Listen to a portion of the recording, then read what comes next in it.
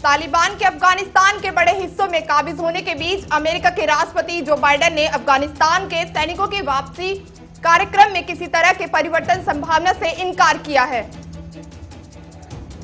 Joe Biden ने 11 सितंबर तक युद्धग्रस्त देश से सभी अमेरिकी सैनिकों की वापसी का अप्रैल में आदेश दिया था। पेंटागन ने बताया कि अब तक वहां से 90% से अधिक सैनिक स्वदेश लौट चुके हैं।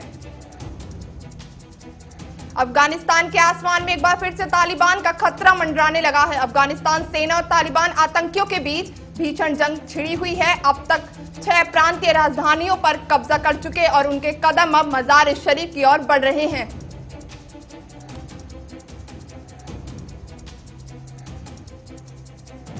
वजह से स्थितियां लगातार बिगड़ती जा रही हैं।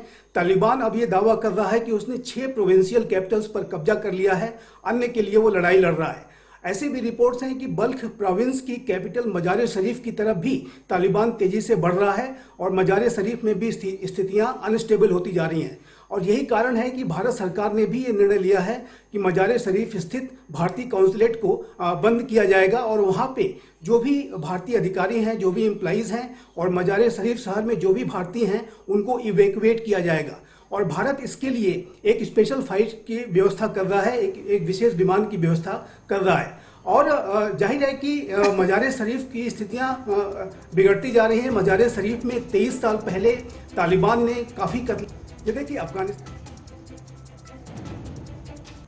अमेरिका के राष्ट्रपति जो बाइडेन ने कहा कि उन्हें अफगानिस्तान से अमेरिकी सैनिकों को वापस बुलाने के अपने फैसले पर कोई पछतावा नहीं है।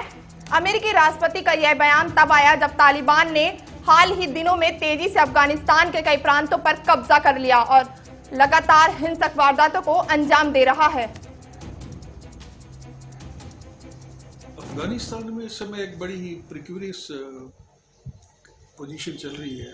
तालिबान 85 से 90% का जो टोटल एरिया है वो उनके काबू में है।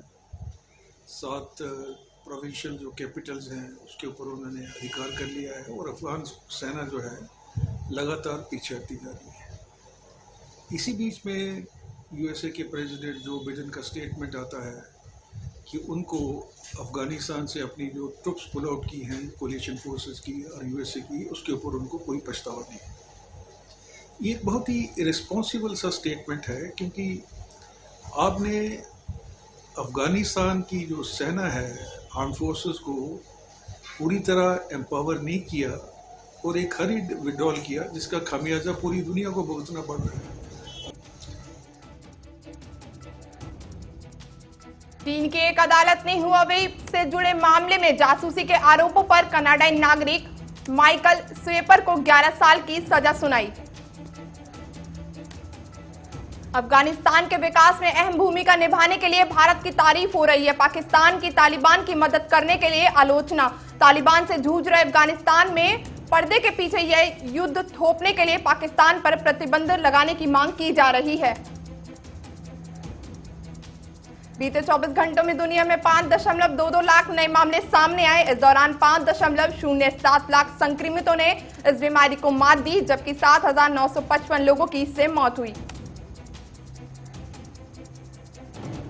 कुल 20.4 करोड़ लोग कोरोना संक्रमित पाए गए। अब तक कुल 20.4 लोग कोरोना से संक्रमित हो चुके हैं। इनमें से 18.3 करोड़ लोग ठीक हुए, जबकि 43.15 लाख लोगों की इस बीमारी के चलते जान चली गई।